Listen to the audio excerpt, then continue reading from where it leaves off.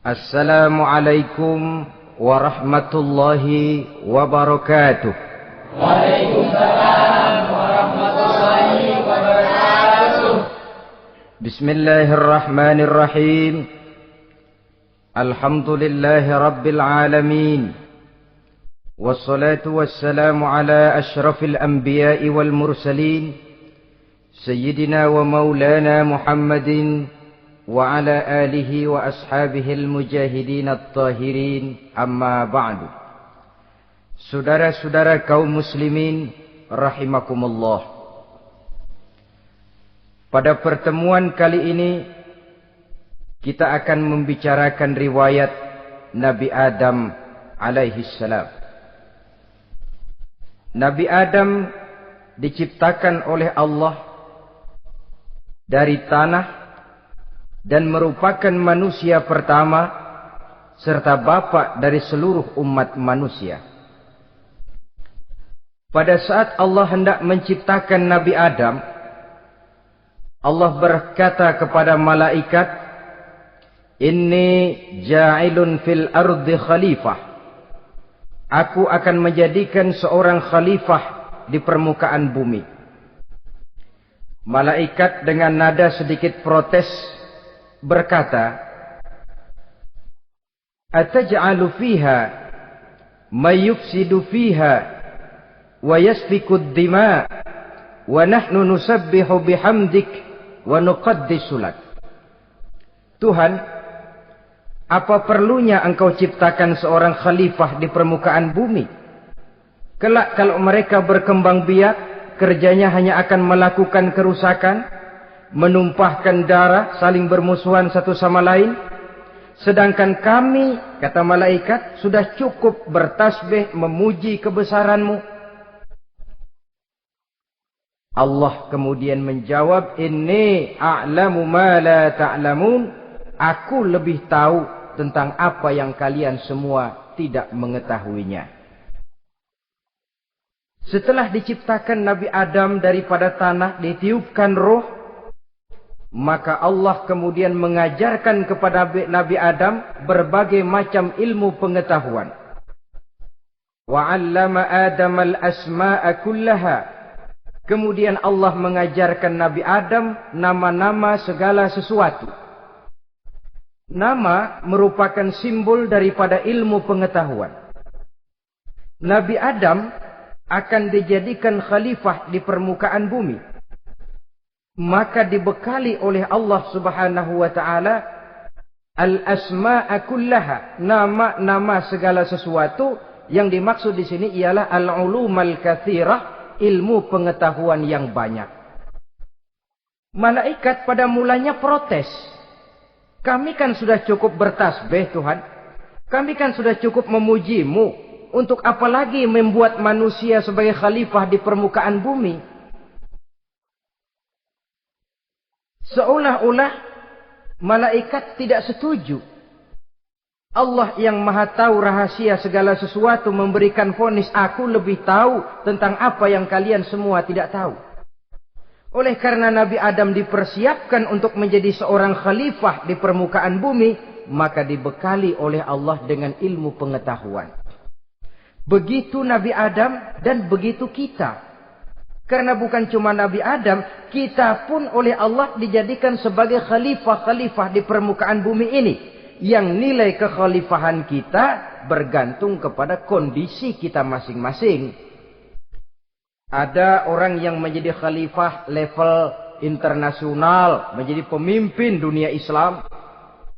Ada orang menjadi khalifah level nasional saja. Ada khalifah tingkat kota saja, ada khalifah tingkat kecamatan, ada khalifah tingkat RW, RT, sekurang-kurangnya khalifah untuk tingkat rumah tangga masing-masing. Nah, tanpa membekali diri dengan ilmu pengetahuan, jangan berharap kita akan bisa melaksanakan tugas sebagai khalifah di permukaan bumi ini. Apapun saja, Nabi mengajarkan, man arada dunya fa'alaihi bil ilmi, wa man arada al akhirata fa'alaihi bil ilmi, wa man aradahuma fa'alaihi bil ilmi. Siapa yang menginginkan dunia harus dengan ilmu. Yang menginginkan akhirat juga harus dengan ilmu. Yang menginginkan dunia akhirat juga harus dengan ilmunya. Tanpa dasar ilmu, maka manusia tidak akan bisa menjalankan tugas kekhalifahan. Setelah diajarkan Adam nama segala sesuatu, dikonfrontir, dihadapkan dengan malaikat. Malaikat, kalau tadi kamu bilang buat apa perlunya menciptakan khalifah? Nih bentuknya. Adam. Sekarang malaikat, coba kamu sebutkan nama segala sesuatu ini yang ada di sini ini. Malaikat berkata, Subhanaka la ilma lana illa ma 'allamtana. Ya Allah, kami tidak punya ilmu, kami tidak tahu semua itu kecuali apa yang telah Engkau ajarkan kepada kami. Kalau kamu tidak sanggup, Adam, sebutkan nama-nama semua itu. Adam menyebutkannya dengan lancar. Ketika itulah Allah memerintahkan malaikat untuk sujud kepada Nabi Adam alaihi salam. Sujud di sini bukan sujudul ibadah. Sebab sujud ibadah kepada yang selain Allah haram. Tapi sujud di sini sujudut tawadhu' i'tirafan bifadli Adam. Sujud merendahkan diri sebagai pengakuan terhadap keutamaan dan kelebihan Nabi Adam. Maka orang yang banyak ilmunya lebih utama dari orang yang hanya banyak ibadahnya. Bahkan iblis lebih takut kepada orang alim yang sedang tidur daripada orang goblok yang lagi ibadah. Model ini diceritakan dalam Ihya-nya Imamul Ghazali. Iblis masuk ke masjid mau menggoda orang lagi sholat. Sudah masuk di pojok masjid, dia lihat orang lagi tidur. Ngacir iblis keluar, cepat benar. Pucat mukanya. Ketemu di jalan sama temennya. Kenapa lari, Mas?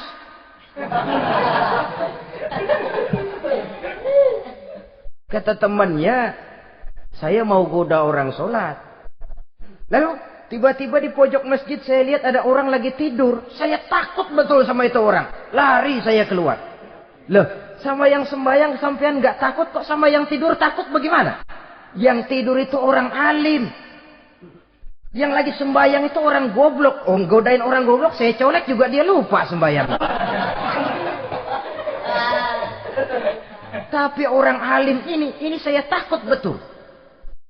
Lah kalau diukur dengan malaikat waktu itu Nabi Adam, ibadahnya lebih banyak malaikat, jelas.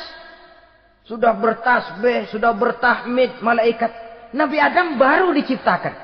Tapi kenapa Allah perintah malaikat sujud kepada Adam? I'tirafan bifadli Adam. Keutamaan Nabi Adam. Pantas untuk diserahi tugas sebagai khalifah mengatur kehidupan di muka bumi. Kalau malaikat yang jadi khalifah di dunia ini, nggak rame dunia. Coba, malaikat, material, harta nggak perlu. Seksual nggak perlu. Dunia ini hambar. Justru dunia ini menjadi ramai setelah manusia diberikan fungsi sebagai malaikat, sebagai khalifah oleh Allah Subhanahu wa taala.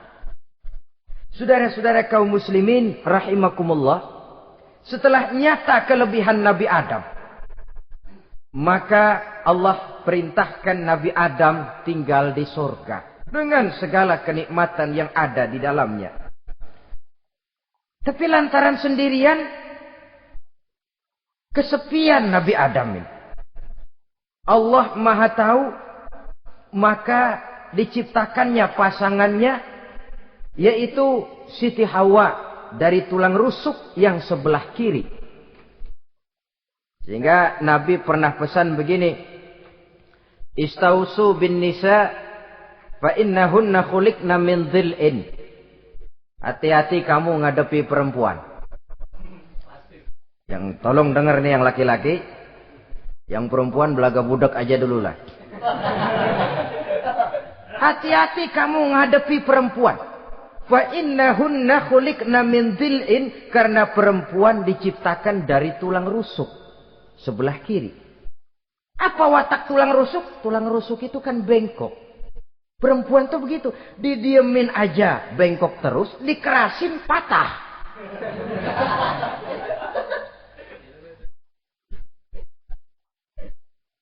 Saudara-saudara, di sini kita ambil satu hikmah bahwa ternyata yang bikin hidup terasa enak karena di sekitar kita banyak orang lain. Bodoh manusia kalau dia merasa bisa hidup sendirian. Tinggal di tengah kampung tapi gayanya gaya orang tidak mau kenal dan tidak mau tahu sama tetangga. Jangankan di dunia, di sorga saja Nabi Adam karena sendiri, kesepian. Apa saudara mau tinggal di Jakarta? Apa saja di Jakarta, sudahlah milik saudara. Hotel Indonesia dikasih saudara, Hotel Borobudur punya saudara, Monas buntel bawa pulang. Semanggi ambil, tapi di Jakarta saudara tinggal sendirian. Kira-kira enak nggak? Ternyata yang bikin hidup terasa nikmat karena di sekitar kita banyak orang lain. Begitulah Allah ciptakan Siti Hawa. Setelah diciptakan Siti Hawa, natur manusiawi. Nabi Adam mau main pegang aja. Kata Allah, hai Adam, jangan kau sentuh sebelum kau bayar maharnya. Maharnya apa ya Allah?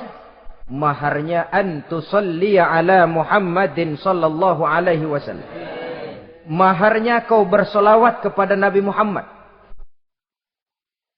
Manusianya belum lagi diciptakan tapi namanya sudah ada. Nurnya sudah ada. Bahkan dijadikan mas kawin antara Adam dengan Hawa. Karena itu dalam Islam sebenarnya urusan kawin itu bukan yang sulit. Maka jangan dipersulit. Tapi juga jangan digampang-gampangin.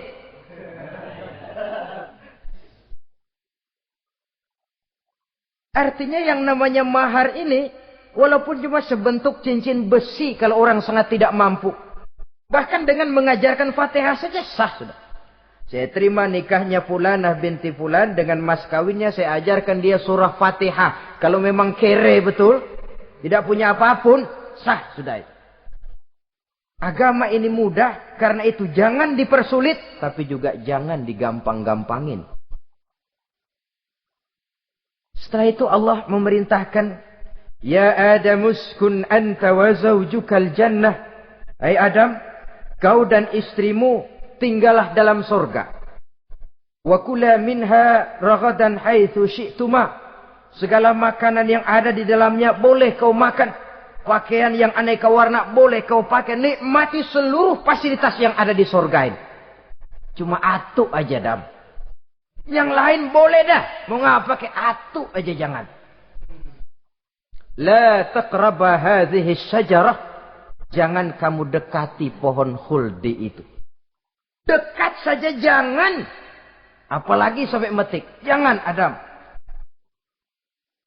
Saudara, ma'asyiral muslimin, itulah watak manusia.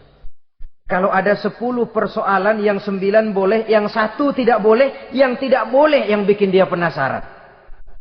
Gua pengen tahu ngapa kagak boleh sih. Timbul penasaran. Apalagi iblis selalu berusaha. Sebab pada waktu malaikat disuruh sujud, semuanya sujud kepada Adam. Iblis tidak mau sujud. Tuhan tegur. Iblis, kenapa kamu tidak mau sujud? Mana mungkin Tuhan. Saya akan dibikin dari api, kata iblis. Adam dari tanah. Unsur api lebih mulia dari unsur tanah. Masa saya harus tunduk kepada Nabi Adam? Gengsi dong. Adam kan anak kemarin sore, baru dibikin. Masa saya harus tunduk kepada orang yang macam itu? Ini kan perintah aku iblis. Kalau kau tidak mau tunduk, keluar dari sorga ini. Terusir iblis dari sorga. Karena kesombongannya tidak mau sujud kepada Adam. Nah, logika. Kalau udah di sorga aja sombong diusir. Apalagi yang masih tinggal di pinggir kali sombong.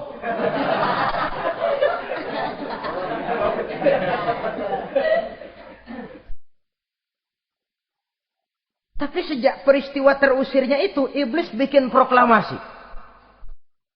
Apa proklamasi iblis? Rabbi fanzirni ila yaumi yub'asun. Ya Allah, gara-gara Adam saya diusir dari surga. Saya minta kepadamu ya Allah, beri saya kesempatan sampai hari manusia dibangkitkan. Kata Tuhan, innaka minal munzarin. Oke, silakan. Mau apa iblis? Rabbi bima aghwaytani la uzayyinanna lahum fil ardi wa la ughwiyannahum ajma'in. Ya Tuhan, disebabkan engkau telah menyesatkan aku, akan aku hiasi mereka manusia dengan kejahatan yang ada di muka bumi ini, dan aku akan sesatkan mereka semua. Ini proklamasi iblis. Gara-gara Adam saya terusir dari surga, maka sejak saat ini Adam dan seluruh keturunannya musuh bebuyutan saya. Akan saya lakukan segala macam cara untuk menggelincirkan manusia agar mereka menjadi orang yang engkau murkai ya Allah. Kemudian Allah memberikan jawaban. Dialog ini saudara bisa lihat dalam surah Al-Hijr ayat 40, 41 sampai 44. Kata Allah apa? Inna ibadi laisa laka alaihim sultanun illa man ittaba'aka minal ghawin. Silahkan iblis. Yang lain barangkali bisa kau goda. Kecuali hamba-hambaku yang benar-benar hambaku, engkau tidak akan punya daya mempertipu mereka. Engkau tidak akan punya kemampuan menggelincirkan mereka. Kecuali kalau memang mereka sudah mau ikut pengaruhmu. Sepanjang mereka benar-benar menjadi hambaku, kata Allah. Hamba Allah yang sebenarnya, mereka di luar kekuasaanmu iblis. Tapi kalau mereka sudah turun menjadi hamba harta, hamba dunia, hamba pangkat, budak jabatan, mereka itu yang bisa kau gelincirkan. Selama mereka masih tetap sebagai hambaku, kata Allah, mereka di luar jangkauan kekuatan dan kekuasaanmu iblis. Nah, sejak saat itu kan iblis selalu nyari jalan, nyari lantaran bagaimana Adam nih supaya dia tergelincir. Gara-gara dia saya diusir dari surga. Nguping terus iblis. Sampai akhirnya dia dapat berita tentang dilarangnya Nabi Adam mendekati pohon khuldi itu. Satu hari dengan muka sedih. Ya, iblis itu the best actor. Aktor ulung dia. Dengan roman muka sedih. Dia datang kepada Nabi Adam dan Siti Hawa. Kata Nabi Adam, iblis, ente kok tampangnya demek amat sih?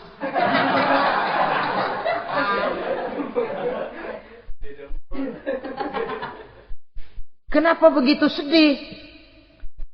Adam, saya sebenarnya tidak ada yang bikin saya sedih. Cuma saya dapat berita bahwa engkau tidak akan selamanya di dalam surga ini. Wah Adam, kalau engkau bisa tetap tinggal di surga bersama istrimu, alangkah bahagianya saya, kata iblis.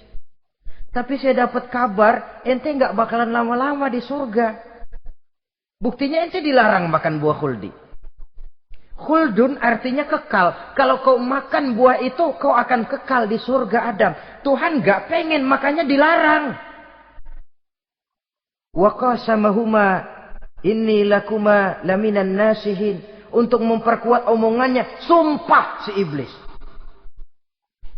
Bener Dam, saya sih ngomong cuma buat kepentingan ente.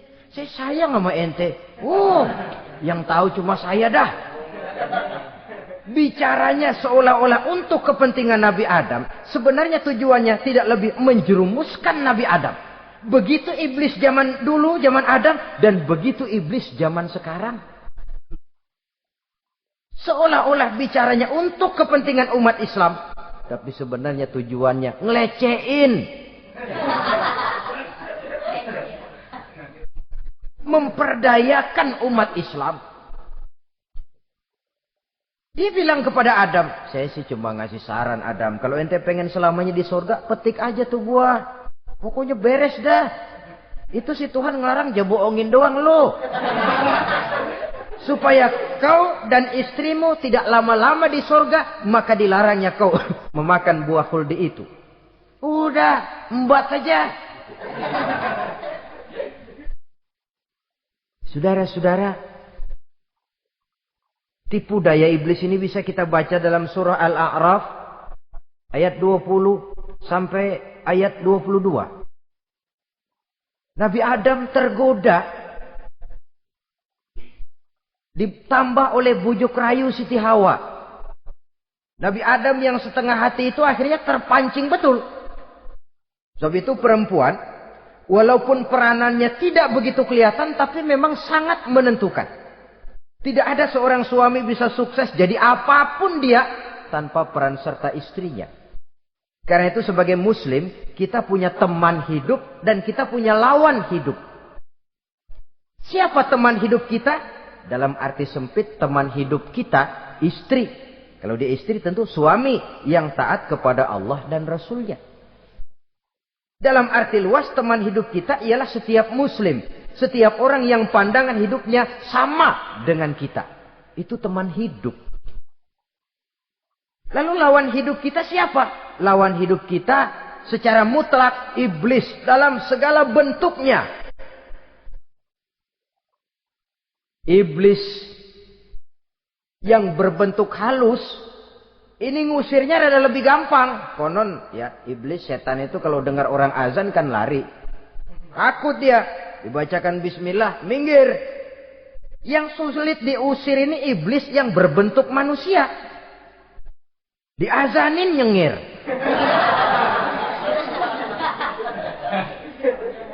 Gawat ini.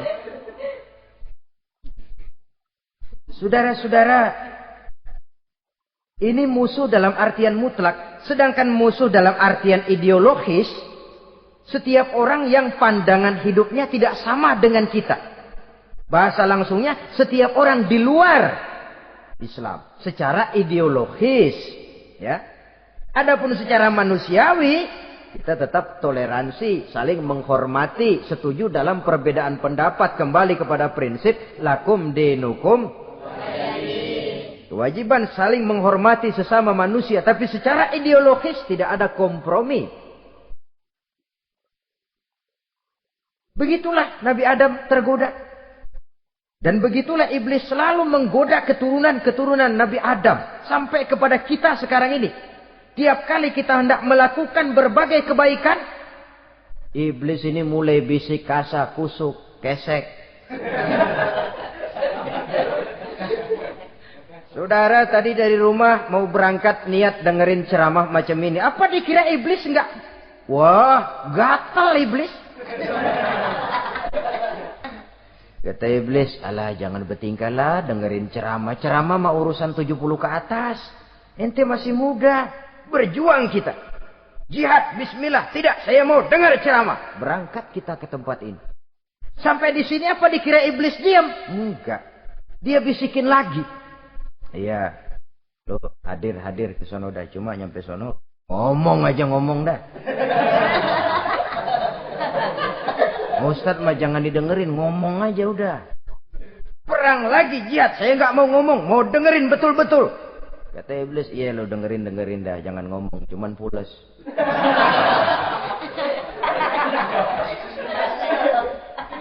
Segala macam cara dilakukan oleh iblis untuk menggelincirkan manusia.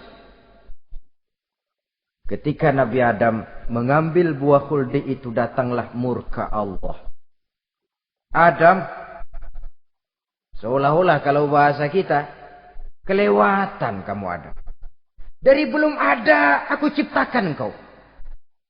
Barangkali kau merasa kesepian, aku ciptakan Hawa. Aku tinggikan derajatmu dari malaikat sampai malaikat sujud kepadamu. Aku perintahkan kau tinggal di sorga dengan seluruh fasilitas yang ada di dalamnya. Cuma satu yang aku minta. Jangan dekati pohon khuldi, engkau tidak sanggup Adam. Keluar dari sorga ini. Terusir Nabi Adam dan Siti Hawa dari sorga. turun ke dunia ini. Turun terpisah lagi. Ya Allah. Orang itu kalau biasa susah, ketemu susah sih menglalap namanya. Makanannya. Tapi biasa seneng ketemu susah. Ini yang kalau tidak kuat mental. Tengoklah zaman sekarang kan nih. Kalau tuan-tuan rajin baca pos kota. Kayaknya nyawa murah bener. Pasal duit 100, nyawa hilang. Pasal diputusin pacar, begon ditenggak. Gantung diri pakai tali plastik. Murah betul kelihatannya jiwa itu. Sehingga pantas kalau Nabi pernah katakan irhamu salasatan minan nas. Sayangilah 3 macam manusia. Pertama, azizan zalla, orang mulia yang jatuh hina. Pejabat tinggi kalau pensiun kesian bener. Ya Allah. Udah nggak ada yang ngasih hormat, tanda tangan nggak laku. Azizan zalla, orang mulia yang jatuh hina. Yang kedua, ghaniyan qad iftaqara, orang kaya jatuh miskin. Dari hidup serba ada, jatuh melarat. Yang ketiga, faqihan yal'abu bihil juhal. Ahli fikih ngerti hukum tapi dipermainkan oleh orang-orang bodoh yang kebetulan punya kekuasaan. Lalu keluar fatwa sesuai dengan pesan sponsor. Yang halal bisa jadi haram, yang haram dibikin remeng-remeng. Ahli fikih dipermainkan oleh orang bodoh. Kasihan betul. Terpisah Adam dengan Hawa ini. Adapun Nabi Adam turun menyesal dengan seluruh kesalahannya. Sujud, taubat, menangis. Menurut riwayat 300 tahun beliau sujud. Seraya membaca Rabbana zalamna anfusana wa illam taghfir lana wa tarhamna lanakunanna minal khasirin. Ini doanya Nabi Adam. Ya Allah, kami telah zalim kepada diri kami sendiri. Andai kata engkau tidak kasihan, tidak memberikan ampun kepada dosa yang kami lakukan, sungguh kami termasuk ke dalam golongan orang-orang yang rugi. Ini yang dibaca Nabi Adam dalam taubatnya. Di akhir taubatnya, Nabi Adam munajat kepada Allah. Ya Allah, dengan kebesaran Muhammad, ampunilah dosa saya. Allah tegur, kaifa araftahu ya Adam, walam akhluqhu. Dari mana kau bisa tahu nama Muhammad Adam, padahal aku ciptakan saja belum manusianya. Kata Nabi Adam, pertama, ketika engkau ciptakan saya, engkau tiupkan ruh ke dalam jasad saya, terbuka mata saya memandang ke bawah arasmu. Di sana nampak dengan jelas tertulis di kaki arasmu, La ilaha illallah Muhammadur Rasulullah. Taulah saya bahwa Muhammad ini orang yang paling dekat dengan engkau ya Allah. Sampai namanya bergandengan dengan namamu di kaki arasmu. Yang kedua, ketika saya hendak menyentuh Hawa, kau juga yang mengatakan jangan kau bayar maharnya sebelum kau bersolawat kepada beliau. Saudara hadirin yang saya hormati, Nabi Adam diterima taubatnya oleh Allah. Kemudian dipertemukan kembali dengan Siti Hawa setelah sekian lama berpisah. Pertemuan itu terjadi di satu dataran luas, di satu padang yang luas, yang sampai sekarang dinamakan dengan Padang Arafat. Tempat para ibadah haji melakukan wukuf, yaitu puncak pelaksanaan ibadah haji. Dan pertemuan itu sendiri terjadi di atas sebuah bukit kecil yang diabadikan dengan nama Jabal Rahmah di kawasan Arafat itu. Di atas Jabal Rahmah itu ada satu monumen kecil untuk mengabadikan pertemuan Nabi Adam dengan Siti Hawa. Lalu tinggallah keduanya di permukaan bumi ini. Oleh Allah diberikan karunia keturunan yang banyak. Dan tiap kali lahir kembar. Kembarnya laki perempuan, laki perempuan, laki perempuan. Dari sinilah berkembang biak manusia. Di mana di zaman Nabi Adam perkawinannya silang. Karena tentu tidak ada manusia lain.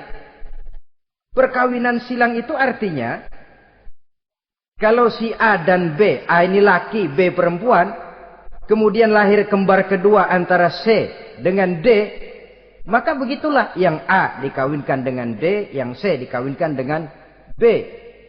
Perkawinan silang. Tidak boleh perkawinan yang kembar sama waktu dilahirkan. Nah, di antara putra-putra Nabi Adam yang kemudian juga membuat sejarah, yaitu Habil dan Qabil. Habil, saudara kembarnya namanya Labuda, perempuan. Qabil, saudara perempuannya Iklimah. Menurut hukum perkawinan waktu itu harus silang. Habil harus kawin dengan Iklimah dan Qabil harus kawin dengan Labuda. Tapi Qabil protes. Dia kepengen kawin dengan saudara kembarnya sendiri. Dalam arti yang sama-sama dilahirkan dengan dia, yaitu Iklimah. Kenapa? Karena kebetulan rupa Iklimah ini lebih cantik daripada Labuda. Protes kepada ayahandanya Nabi Adam. Apa? Saya tidak terima, saya harus kawin dengan Iklimah. Tidak, Qabil, kamu harus kawin dengan Labuda. Enggak mau. Kenapa dengan Labuda? Kurang kece.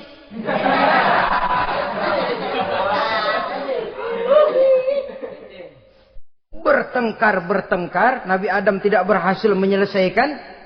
Lalu diserahkan saja kepada Allah. Kata Allah begini saja. Bikin korban. Kamu berdua, Habil, Qabil. Siapa yang korbannya aku terima, dia boleh kawin sama Iklimah. Ternyata korban yang diterima adalah korbannya Habil. Jadilah Habil kawin dengan Iklimah. Tapi Qabil tidak puas. Dendam kesumatnya timbul, iblis ngilikin. Kresek. Akhirnya dibunuh saudaranya Habil ini. Inilah sejarah pembunuhan pertama dalam kehidupan manusia. Qabil membunuh Habil. Habis dibunuh bingung. Bagaimana naruhnya ini mayat? Allah lalu memberikan petunjuk. Dalam Al-Ma'idah ayat 31 itu dijelaskan. Ada burung gagak berantem sama burung. Yang satu mati. Nah, oleh yang masih hidup, tanah ini dicakar-cakar sama kakinya dan sama paruhnya. Sehingga berbentuk lubang, bangkai saudaranya itu dimasukin ke lubang itu, lalu diuruk lagi pakai tanah. Oleh cakar kakinya dan paruhnya itu. Sehingga Qabil, cara ini bisa. Itulah sejarah penguburan pertama dalam perkembangan manusia. Oleh karena itu, Nabi memberikan penjelasan, man sanna sunnatan hasanatan falahu ajruha wa ajru man amila biha wa fi riwayatin wa ajru man tabi'aha. Siapa orang yang melakukan satu kebajikan, dia akan mendapat pahala dan pahala dari orang-orang yang mengikuti kebaikannya. Misalnya saudara membentuk pengajian. Ramai pengajian saudara. 1000 orang yang datang ngaji, 1000 orang saudara dapat pahala. Sponsor kebaikan.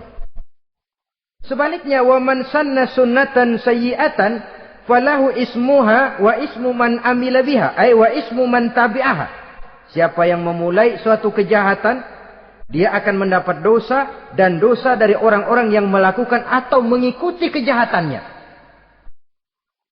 Umpamanya saudara mengadakan pesta.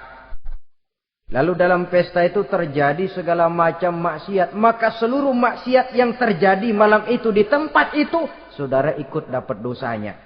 Kenapa? Sponsor. Tiap kali ada pembunuhan, Qabil dapat andil dosa. Kenapa? Sponsor. Tapi kalau 2 orang muslim, ini masalahnya Habil nggak ngelawan kan, dibunuh. Tapi kalau 2 orang muslim berkelahi, kata Nabi apa? Apabila 2 orang muslim saling berbunuh-bunuhan, maka al-qatil wal maqtul finnar. Baik yang membunuh ataupun yang dibunuh, dua-duanya neraka. Sahabat heran, ya Rasul, kalau yang ngebunuh masuk neraka pantas, tapi ini yang dibunuh kenapa neraka juga? Soalnya sama-sama niat, cuman keduluan aja. Itu kan masalahnya. Andai kata dia nggak terbunuh, dia yang akan membunuh. Niat itu sudah ada. Nah kalau Habil ini dia tidak punya niat membunuh, dia memang dibunuh oleh Qabil. Saudara-saudara kaum muslimin rahimakumullah. Lalu dari situlah berkembang biak keturunan Nabi Adam alaihi salam. Sehingga dengan demikian bisa kita katakan sebagai satu konklusi. Pertama, bahwa manusia adalah makhluk Allah yang menempati kedudukan tertinggi. Dan berasal dari Nabi Adam sebagai manusia pertama. Dengan malaikat sekalipun, manusia sebenarnya lebih tinggi. Kapan? Kalau dia tetap benar-benar sebagai hamba Allah. Yang membekali diri dengan ilmu pengetahuan. Laqad khalaqnal insana fi ahsani taqwim. Kami ciptakan manusia dalam bentuk yang paling baik. Dan ketinggian manusia itu tidak ditentukan oleh bahan-bahan dari mana manusia diciptakan. Tapi ditentukan oleh adanya roh yang ditiupkan ke dalam jasadnya. Dan kemampuan yang ditimbulkan oleh nilai-nilai rohaniyah tadi. Kalau secara biologis kita ini semua bahannya sama. Dari saripati maak tanah yang menghasilkan buah yang dimakan oleh mak bapak kita. Membentuk hormon, menghasilkan sperma. Terjadi kerjasama yang baik antara ibu dan bapak. Sehingga kemudian melahirkan kita ke alam dunia ini. Secara biologis bahan kita sama. Dan tidak itu yang menentukan ketinggian manusia. Walaupun keturunan juga mempengaruhi. Sebab sekarang ada istilah ramai orang bicara bayi tabung. Dan majelis ulama sudah memberikan fatwa kalau spermanya itu berasal dari sang bapak, tidak jadi masalah. Tapi kalau dari orang lain, haram. Yang lebih celaka lagi di negara maju, tidak lewat proses alam rahim. Jadi dalam satu tabung yang diberikan suhu yang mirip dalam kandungan, di situ dipertemukan antara sperma, air mani laki-laki, dengan ovum, air mani perempuan. Diberikan suhu yang mirip dalam kandungan. Dan itu diharapkan bisa menghasilkan manusia. Lewat tabung kaca itu. Saya tidak sanggup bayangkan kalau sekarang orang tanya usul asal-usul kita, kan kita masih enak jawab. Kamu anak siapa? Oh, bapak saya Fulan, ibu saya Fulana. Oh, kenal saya. Tapi manusia yang akan datang kalau proyek ini berhasil. Bapakmu siapa? Enggak tahu, saya dulu keluar dari tabung, Pak. Rendah betul martabat manusia. Sama saja dengan ada perempuan pernah protes, Pak, Islam itu enggak adil katanya. Kenapa? Masa dalam Islam laki-laki boleh kawin lebih dari satu, tapi perempuan enggak boleh kawin lebih dari satu. Supaya sama-sama adil, boleh dong perempuan punya laki lebih dari satu. Saya bilang, justru disitulah Islam itu hendak menjaga martabat manusia. Kalau seorang suami punya istri empat-empatnya lalu hamil, bapaknya jelas. Tapi kalau perempuan satu punya suami 4 lalu hamil, bapaknya yang mana ya?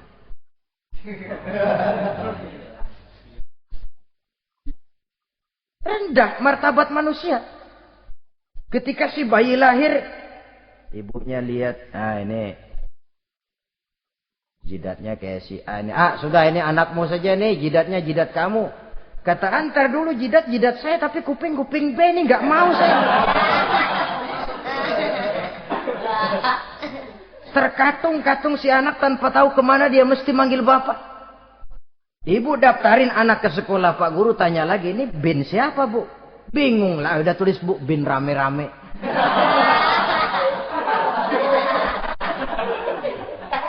Kan rusak martabat manusia kalau sudah begitu. Justru Islam ini menjaga ketinggian martabat manusia. Jadi manusia itu fi ahsani takwim. Kapan? Kalau dia bisa menjaga kehambaannya di hadapan Allah dengan melaksanakan fungsi sebagai khalifah di permukaan bumi. Tapi bila dia sudah tidak lagi menjadi hamba Allah, tidak lagi berfungsi sebagai khalifah, dia sudah masuk summa radadnahu asfala safilin. Kami kembalikan ke tempat yang paling rendah, lebih rendah dari binatang sekalipun. Kalau dia tetap menjaga posisinya lebih tinggi dari malaikat. Oh, malaikat saja sujud kepada Nabi Adam. Apalagi kepada makhluk-makhluk yang lain manusia ini. Tapi kalau dia tidak pandai, lebih rendah daripada binatang. Inilah uniknya makhluk bernama manusia. Dengan posisinya dia bisa menjadi lebih tinggi dari malaikat. Tapi juga dia bisa meluncur lebih rendah daripada binatang. Untuk menjaga itulah diperlukan agama dalam kehidupan kita sekarang ini. Bukan cuma sebagai lipstick, tapi sebagai pedoman, sebagai way of life yang akan mewarnai cara kita berpikir, state of mind, rule of thinking, cara kita memandang kehidupan ini diwarnai oleh nilai-nilai agama. Dengan demikian, maka manusia bukan keturunan kera. So, ada satu teori namanya teori evolusi yang disampaikan buat pertama kali oleh Charles Darwin. Dia mengemukakan teori bahwa perkembangan kehidupan sesungguhnya di dunia ini menunjukkan mata rantai yang utama melalui apa yang dia namakan seleksi alamiah. Mula-mula dari ikan, melalui seleksi ke amfibi. Dari amfibi ke reptil, dari reptil ke mamalia. Dari mamalia ke mamalia kecil. Dari mamalia kecil ke primat. Dari primat ke monyet. Dari monyet menjadi Homo erectus. Ini teori Darwin. Tapi dia tidak jelas-jelas mengatakan bahwa manusia keturunan monyet. Hanya seketurunan. Seketurunan kan tidak berarti keturunan. Begini saja. Toyota Kijang sama Toyota Corolla itu seketurunan. Tapi Corolla dengan Kijang kan lain. Cuma seketurunan. Dalam arti sumbernya sama.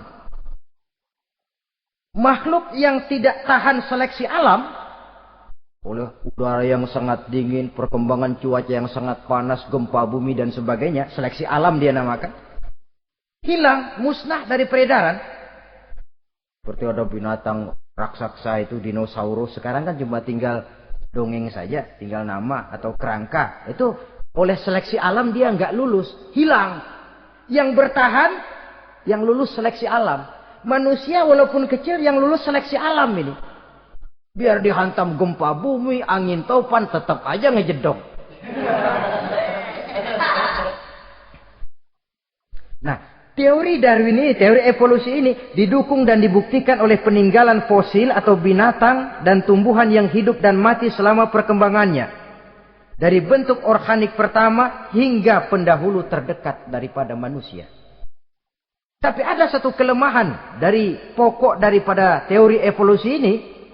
Pertama, garis perkembangan dari Homo erectus, yakni manusia jalan tegak, semacam gorilawi itu, sampai kepada manusia mutaakhir masih belum menentu.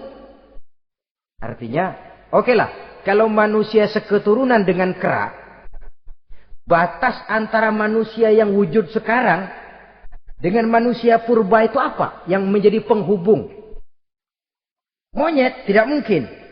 Ini dianggap mata rantai yang hilang. Missing link namanya dalam istilah ilmiahnya. Dan ini masih dicari sampai sekarang. Kalau pendahulu terdekat manusia mutaakhir ini manusia purba. Katakan Homo erectus. Manusia jalan tegak. Lalu generasi sudah itu sebelum berbentuk manusia apa? Ternyata sampai sekarang masih ada missing link. Mata rantai yang hilang. Lalu yang kedua, teori evolusi berhenti kepada manusia mutaakhir. Kalau memang kita manusia sekarang ini hasil evolusi, tentu kita akan terus berevolusi lagi. Dan akan jadi apa kita nanti? Ternyata sudah ribuan tahun manusia tetap manusia begini-begini aja. Tidak berevolusi kita ini. Apa lalu matanya jadi cuma satu di tengah?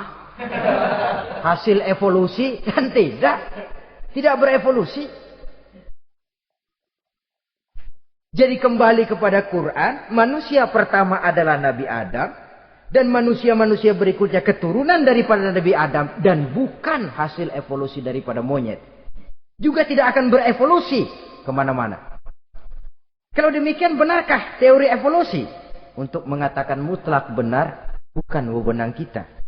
Untuk mengatakan salah total, juga kebenaran ilmu adalah relatif sebagai relatifnya daya pikir manusia. Di samping dia harus membuktikan kebenarannya, maka kebenaran ilmiah adalah kebenaran yang relatif dan temporer. Contoh kecil saja. Dulu orang berteori bahwa bagian yang terkecil dari suatu benda namanya molekul. Kan begitu? Molekul ini nggak bisa dibagi-bagi. Bagian yang paling kecil dari suatu benda namanya molekul. Ilmu terus berkembang. Ternyata molekul sebenarnya terdiri daripada atom. Atom itulah bagian terkecil dari satu benda yang nggak bisa dibagi-bagi lagi. Nah, berubah sudah teori pertama. Tidak jadi molekul sekarang, atom. Belakangan, rupanya atom masih tersusun dari partikel-partikel. Partikel inilah bagian yang terkecil dari satu benda. Berubah lagi sudah. Dan tidak mustahil akan ada penemuan bahwa partikel pun masih bisa dibagi-bagi lagi. Begitu juga dengan teori evolusi ini. Sehingga beberapa ahli semacam Dr. Charles Oxnard, Dr. Jane Paul Hallett dari Chicago dan California, mereka sudah membantah teori evolusi ini. Namun masalah paling pokok dari kita ialah kita diciptakan oleh Allah berasal dari Nabi Adam alaihi salam. Nabi Adam diciptakan dari tanah. Dan kita bukan hasil dari evolusi, juga tidak akan berevolusi. Nah, lalu kepada makhluk bernama manusia diberikan fungsi sebagai khalifah di permukaan bumi ini. Ini yang dulunya malaikat protes. Sebagai khalifah, tugas kita apa? Khalifah Allah di muka bumi. Menerjemahkan sifat Allah sesuai dengan batas-batas kemanusiaan kita. Allah Maha Pengasih. Berusahalah kita pengasih kepada makhluk sesuai dengan batasan manusiawi kita. Allah Maha Menolong. Ringan tanganlah kita menolong orang yang memerlukan sesuai dengan batas kemampuan kita. Fungsi khalifah. Untuk bisa berfungsi sebagai khalifah secara baik, kita harus mempunyai modal yang dinamakan ilmu pengetahuan. Dan Islam sangat menggalakkan itu. Jauh dulu 14 abad yang lalu, dari desa kecil yang bernama Mekah yang peta belum muat, orang di dunia belum kenal, sudah keluar seruan utlubil ilma walau bisin, tuntutlah ilmu walaupun di negeri Cina. Ngomong Cina di Mekah. Padahal Mekah waktu itu belum masuk peta, belum dikenal orang. Sudah ada revolusi ilmu dan budaya. Belajar walaupun harus nyebrang ke negeri Cina. Lalu ada lagi misalnya allimu auladakumus sibahata warrimayah, kata Nabi. Ajarkan anakmu renang dan lempar. Lempar lembing, lempar cakra. Olahraga. Satu tanda Islam agama masa depan. 14 abad yang lalu di Saudi Arabia, Nabi mengajarkan ajari anakmu berenang. Kalau Islam agama untuk orang Arab saja, mau berenang di pasir. Tapi wawasan pandangannya luas. Bahwa Arab sebagian besar memang Islam, betul. Tapi Islam bukannya Arab, itu juga jelas. Sepanjang kita masih menjadi khalifah Allah, maka sepanjang itu kita fi ahsani taqwim. Nah, sebagai khalifah Allah kita bertugas membudidayakan alam ini. Kita kadang-kadang terlalu.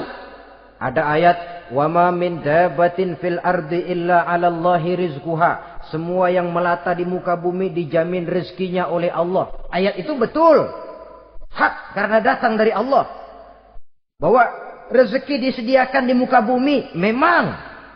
Tapi rezeki itu tidak turun begitu saja laksana jatuhnya embun di waktu pagi. Kita harus berusaha. Dan usaha manusia mencari rezeki lain dengan ayam. Kalau ayam dari tahun atu. Nyari rezekinya tuh modalnya cuma ceker patok. Coba. Dari tahun 1 ayam. Asal punya ceker, punya patok. Sudah dapat rezeki dia. Nggak perlu masuk TK, SD, SMP. Tapi manusia cari rezeki. Apalagi zaman sekarang. Persaingan hidup tajam, lapangan kerja sulit, tensi ekonomi tinggi. Masuk sekolah urusan, tamat sekolah urusan. Kadang-kadang dilema juga. Masuk perguruan tinggi negeri sulitnya setengah mati kayak unta masuk ke lubang jarum. Masuk perguruan tinggi swasta yang favorit biayanya selangit. Artinya tanpa membekali diri dengan ilmu, keahlian, skill, kemampuan, fungsi sebagai khalifah sulit untuk bisa kita laksanakan. Saudara-saudara kaum muslimin yang berbahagia. Kalau fungsi khalifah ini mampu kita laksanakan, iblis putus asa sudah. Sebagai khalifah di satu pihak kita menyembah hanya kepada Allah, di lain pihak kita membudidayakan alam ini. Ada apa sih di perut bumi? Minyak, gas, timah, emas. Ada apa sih di lautan? Pelajari lewat oceanografi. Membudidayakan alam. Air sungai supaya arusnya nggak mengalir mubazir. Ada manfaatnya, bisa menimbulkan energi yang menghasilkan tenaga listrik. Bisa mengairi persawahan, irigasi. Bikin apa? Bikin dam, membudidayakan alam. Tapi juga mengislamkan budidaya itu. Bahasanya mengkulturkan natur, mengislamkan kultur. Membudidayakan alam dan mengislamkan budi dan budaya manusia itu. Sehingga apapun yang kita kelola dari alam ini nantinya akan untuk menunjang tugas sebagai khalifah, sujud kepada Qadhi Rabbul Jalil. Saudara-saudara, maka bersyukur kita. Oleh Allah dijadikan manusia. Tidak pesan, terima beres, cantik. Dari segi biologis maupun psikologis, tidak ada makhluk secantik manusia. Dibekali dengan agama, di samping akal. Sehingga agama membimbing akal agar sampai kepada kebenaran yang hakiki. Kita sebagai keturunan Nabi Adam memegang fungsi khalifah. Jadi jangan main-main loh. Kita ini turunan Nabi, betul ini. Saudara-saudara yang hadir semua di depan saya ini, termasuk saya, kita gini, turunan Nabi kita ini. Nabi Adam. Jangan main-main loh. Turunan Nabi gini-gini. Nabi Adam.